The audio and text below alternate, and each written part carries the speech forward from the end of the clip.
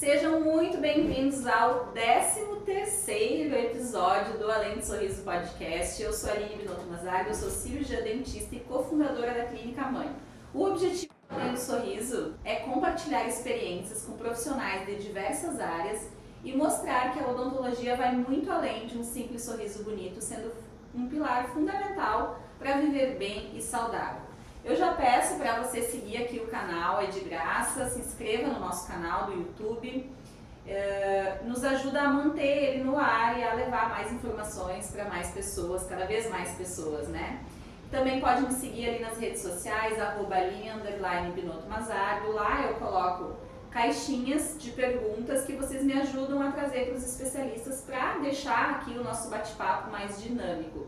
Te convido também para seguir a Clínica Mãe, para ficar dentro de dicas gratuitas de diversos profissionais que lá trabalham.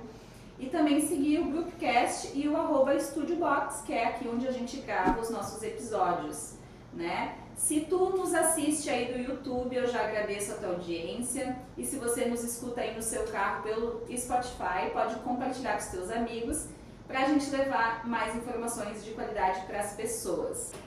O nosso tema desse podcast serão 2, então agora nós vamos falar sobre o divórcio, sobre a ótica dos pequenos, uma conversa necessária. A nossa convidada de hoje é a Karine Almeida Velasco, ela é psicóloga e psicanalista, formada desde 2013 pela UFN, especialista em hemato-oncologia pelo Grupo Hospitalar Conceição, especialista em clínica psicanalítica e psicóloga desde 2016, atendendo crianças, adolescentes, adultos, casais, idosos e home care. Atualmente como psicóloga na Clínica Mãe, Espaço Aberto Clínica e Psicanálise e online. Seja muito bem-vinda novamente ao Além do Sorriso Podcast, Karine. Muito obrigada, Aline, novamente pelo convite. É um prazer estar aqui para a gente poder bater um papo e falar de assuntos que estão bem pertinentes ultimamente. O que nos trouxe a falar sobre esse assunto foi o divórcio que tem se falado muito nas redes sociais, que é da Sandy e do Lucas, né? E aí a gente ouviu muito falar sobre eles dois e a gente quase não ouviu falar, né, do impacto que isso causa no filho deles, né? Então, por isso que a gente resolveu conversar um pouquinho sobre isso, né, Karine? Karine, então, para iniciar o nosso assunto, como a separação dos pais afeta emocionalmente as crianças? Começaria dizendo que a separação dos pais, ela se dá com um impacto na criança a partir das perdas, tanto uma perda física quanto uma perda simbólica. Perda física por quê? Porque ela vai ter uma perda, ela passa por um processo de luto, se a gente for pensar a nível de perda, né? Porque a criança vai mudar a rotina, ela não vai ter mais o olhar acerca dos pais que estavam juntos, né? A rotina com os pais juntos, aquilo vai mudar. Então vai ser os pais, cada um na sua residência, né? Isso muda para a criança, isso afeta a criança num primeiro momento. A criança isso pode gerar um trauma na criança, ela pode entrar num sofrimento muito intenso, né, a partir dessa perda física do convívio com os pais. Pode ser que sim, pode ser que não, tudo depende do contexto dessa separação, da relação que os pais vão conseguir ter, né, e do que for emitido então para essa criança. Por outro lado, a gente tem a perda simbólica, né, que fala desse cotidiano com os pais. Que num ambiente em que até então os pais estavam juntos, a criança sabe que está ali os dois alicerces. Então, se um não tiver, porque pode estar trabalhando, ou ter, né, uns compromissos profissionais, enfim, cada um tem, ou só ter saído mesmo. Mas no momento em que há uma separação, há uma ruptura, a criança ela sabe que vai ter um espaço de falta ali que não vai ser preenchido. Né? Se ela quiser recorrer ao pai ou à mãe, vai ter que ir até a residência do pai ou da mãe. Então, quando as crianças chegam, os pais chegam, a família no geral chega ao consultório, eu sempre tento falar esse processo inicial da separação para esses pais e também para a criança a partir então de brinquedos, de jogos e daquilo que a criança vai se autorizar a se manifestar nos atendimentos, né? Porque é importante considerar que a primeira notícia da separação... Como que foi dada, né? Exatamente. assim, tem essas perdas? Tem. Isso vai gerar um impacto de sofrimento psíquico? Não sabemos. Porque pode ser que a criança sofra muito e seja muito difícil para ela. Mas pode ser que ela sofra num primeiro momento, tenha aquele impacto da notícia, mas depois ela vai conseguir, dentro do processo de desenvolvimento dela, ir colocando essas coisinhas no lugar dentro do seu processo de entendimento. Se os pais promovem um espaço que isso facilite para a criança fazer esse movimento por ela, muito bacana, assim, é sinal que a família mesmo, a partir de uma separação, ela ainda continua alinhada. Tem outros casos que nem tanto, e aí é necessário, às vezes, a intervenção de inúmeros especialistas, assim, seja da área da psicologia, às vezes da pedagogia, né, entre outros profissionais. Carinha, a partir de que idade é interessante, né? Porque a gente não sabe em que idade, né, tem separação em todas as idades. Mas existe na literatura ou alguma coisa assim, a partir, quando a criança fez a partir de tal idade é interessante buscar ajuda, ou não existe isso? Eu acredito que pela literatura, por ela ser vasta e ser muitas, dentro da psicologia, muitos vieses, né, teóricos, tem alguns vieses que vão recomendar a partir de determinadas idades, ou a partir da primeira infância, né? Que é mais ou menos? Mais ou menos até uns 5 anos, por aí. Às vezes varia de autor, né, e percepção teórica, assim. Eu sou do ponto de vista que se a criança está manifestando algum tipo de sofrimento, alguma mudança de comportamento que antes da separação não tinha, é importante os pais olharem para isso, começarem a observar e aí a partir desses comportamentos então procurar especialistas, assim, para isso não gerar transtornos maiores, assim, né? E quais sinais que os pais podem ficar atentos, né? Que tipo de sinal que a criança pode começar a demonstrar na escolinha ou com quem mais convive com ela, né? A gente tem que parar para pensar que a criança, ela é como uma esponja. Por quê? Porque ela ainda está num processo de desenvolver a sua linguagem, de entender o que são os sentimentos. Então, tudo que acontece no meio, seja o meio familiar ou o meio escolar, social que ela se encontra, ela vai pegando. Então, dizer que um comportamento é específico por causa da separação não dá para afirmar, porque pode ser um conjunto de fatores. Mas, para a gente dar uma clareada na situação, comportamentos como, por exemplo, se a criança não fazia mais xixi na cama e passa a fazer xixi na cama, ou passa a ter comportamentos mais agressivos, ou ficar mais introspectiva, sendo que ela não era introspectiva, mais quieta, mais chorosa, fazendo que as pessoas, não gosto muito dessa palavra, mas para todo mundo entender, que as pessoas gostam de chamar de uma birra. Não é birra, a criança está manifestando algo que ela ainda não sabe. Do jeito dela, que ela não sabe outra maneira de manifestar, de chamar atenção para alguma coisa, né? E aí são esses comportamentos, a agressividade, às vezes não querer dividir um brinquedo, porque dividir pode, né, remeter para a criança uma perda, perder uma parte do meu brinquedo, principalmente se os pais estão em um processo de separação, né? Então são muitos os comportamentos e eles podem aumentar assim, a intensidade desses comportamentos, dependendo como que está esse processo de separação. Ainda mais no meio que a criança está. Por exemplo, se a criança já está num processo de idade escolar, dependendo de como que ela está na escola, pode aumentar o nível de agressividade, pode aumentar o momento de choro, ou de não querer ir para o colégio, né? Porque quer ficar com os pais, porque ela vai encontrar meios de manifestar. Então, a gente sempre tem que levar em consideração tudo que a criança manifesta, porque ela está aprendendo a sua linguagem, ela está aprendendo os seus sentimentos e ela não sabe nomear como nós adultos. E acho que às vezes até nem nós adultos, né, sabemos nomear, então quem dirá uma criança. Então ela não sabe, e às vezes a gente acaba jogando isso meio que no senso comum, que o adulto parte do pressuposto que sabe nomear o que sente, né? Então, às vezes a gente generaliza como se todo mundo nasce e já sabe nomear, e não necessariamente. A criança, ela vai aprender. Então, são principalmente esses comportamentos que eu vejo, principalmente no que eu recebo, assim, ou a agressividade, ou a introspecção, a criança mais chorosa, não querer dividir os brinquedos.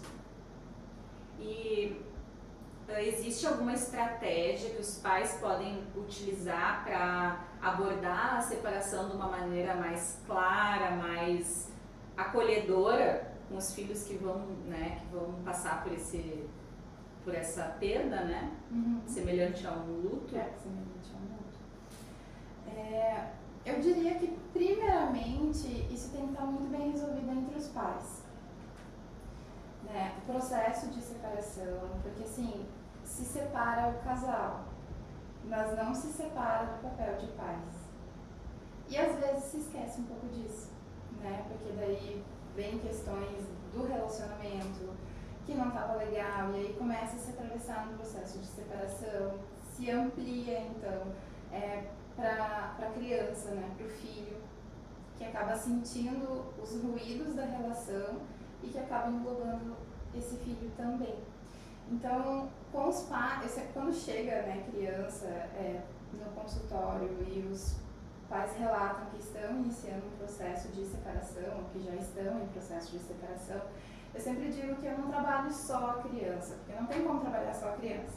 Eu trabalho a família. Então, assim, os atendimentos da criança semanal, dependendo, né, da demanda que trazem. E uma vez por mês eu converso com esses pais, mas em WhatsApp, né, rede social, eu estou sempre disponível. Acontecer alguma coisa, manda mensagem para eu estar ciente do que está acontecendo, se assim se sentirem à vontade. Então, uma vez por mês eu vou conversando com esses pais no consultório para saber o que está acontecendo, que movimentos que eles estão conseguindo reconhecer que o filho está tendo, ou se não está tendo, que comportamentos que eles estão, o que eles conseguem das sugestões e das reflexões que eu trago, o que eles conseguem aderir, o que não deu muito certo. Então, e dado o que eu recebo no consultório, hoje eu consigo afirmar que primeiro resolve a questão da separação entre eles, entendendo que quem separou foi o casal, não foi os pais. Depois que isso estiver muito bem resolvido, ou um pouco mais alinhado, porque talvez não esteja tão bem resolvido, mas mais alinhado, aí parte para dar a notícia para a criança, né? E aí como que vai dar a notícia para a criança? Vão ter que sentar com a criança e explicar, né? E tentar promover um ambiente mais acolhedor possível, de dizer que da criança poder entender que os pais não são só pais, também são um casal, e o que não deu certo foi o relacionamento, ou que deu certo até um determinado período, agora eles precisam passar por outros movimentos, ter outras caminhadas, e eles vão seguir cada um em uma residência diferente, mas que a criança vai continuar interagindo com os dois, eles precisam passar essa segurança, porque se não passa segurança para a criança, ela vai começar a achar que ela é a causadora da separação. E aí inicia um processo de sofrimento psíquico para a criança, porque ela não vai saber dizer que ela é a causadora do sofrimento e da separação dos pais. Né? Então, isso precisa estar muito bem alinhado. Isso é o ideal, né? Teoricamente seria... No mundo ideal, padrão ouro que a gente diz, o ideal seria, bom, estou passando por um processo de separação com o meu marido, tenho um filho envolvido, já procurar um apoio psicológico antes de falar para a criança isso, né? E trabalhar isso entre os dois primeiro, para depois, com ajuda psicológica, entregar essa notícia da melhor maneira possível, né? Porque o que acontece, que a gente vê muito no consultório, é dá a notícia a você. No caso, eu tenho que dar a notícia para a criança. E não tem como, né, gente? Não faz parte ali daquela família, assim. Então, é importante estar alinhado. Claro que às vezes tem inúmeros contextos de separações. As separações em que, tipo, Sandy e Lucas aí, que pelo que foi divulgado, que eles se autorizaram a falar, eles conseguiram se alinhar para depois vir a questão da separação. Mas tem separações que são mais difíceis, que são mais traumáticas realmente, e que a comunicação ela fica quase que impossibilitada. Sim, agora, recentemente, outro caso famoso que teve foi da Ana Hickman e do Alexandre, eu acho que é, né? Então, tem se falado muito dessa separação também. Então, é um assunto muito em alta, assim, que está presente no dia a dia, no teu dia a dia, né? Eu sou filha de pais separados também, meus pais separaram quando eu tinha 3 anos, né? Então é um impacto que a criança vai levar para a vida inteira, né? Não tem como, inclusive tratamos isso em terapia até hoje. Né? Sim, e é verdade isso que tu fala, porque, como eu disse, a criança ela não vai dar conta de falar tudo o que ela sente, então vai para a adolescência, vai depois ir para a vida adulta, e aí na adolescência consegue falar um pouco, mas tem que ver se tem vontade de falar, se não. E aí na vida adulta às vezes é onde vai conseguir dar lugar para isso. Deu um probleminha na nossa transmissão ao vivo é ao vivo, né? Mas já retornamos aqui com o nosso bate-papo que estava bem fluido. Nós vamos retomar o gancho do que nós estávamos falando. Karine, me diz assim, dicas, bom, a gente já falou sobre dicas para os pais colaborarem, né? Tu estavas falando que seria muito bom se tivesse esse um alinhamento entre os dois e depois, né?